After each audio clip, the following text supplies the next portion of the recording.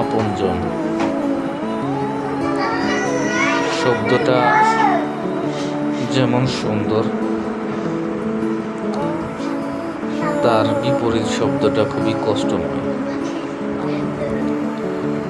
ভাই বলেন, বোন বলেন, মা বলেন, বাবা বলেন, স্ত্রী বা সন্তান বলেন, রক্তের বাঁধনে সম্পর্ক। স্বার্থের জন্য চিন্তা করতে গেলে নিজেদের ভিতরে ঝগড়া হয়। মজার বিষয় হলো কি জানেন,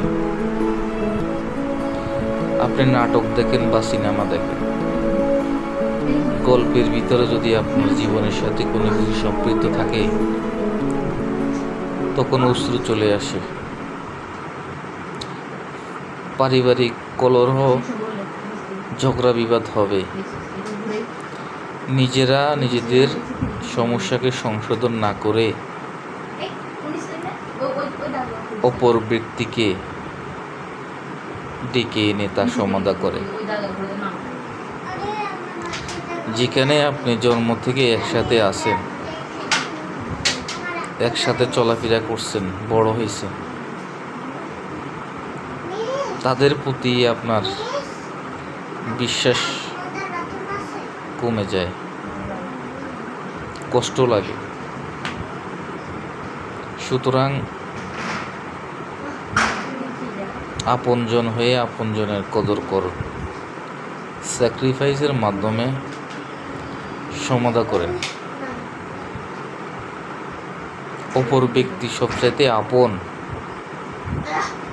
না, জন্মের পর থেকে সবাই একসাথে হেসে খেলে বড় হয়েছেন, তারাই আপন। আমার কথা শুনে কি হয়তো হাসবে, কেউ ঠাট্টা করবে। বাস্তব কথা হলো, রক্তের চিন্তা করতে গেলে দিন শেষে আমরাই একে অপরের আপন। আপনি ছেড়ে দিলেও রক্ত আপনাকে ছেড়ে দিবে না। সুতরাং বিপদে পড়লে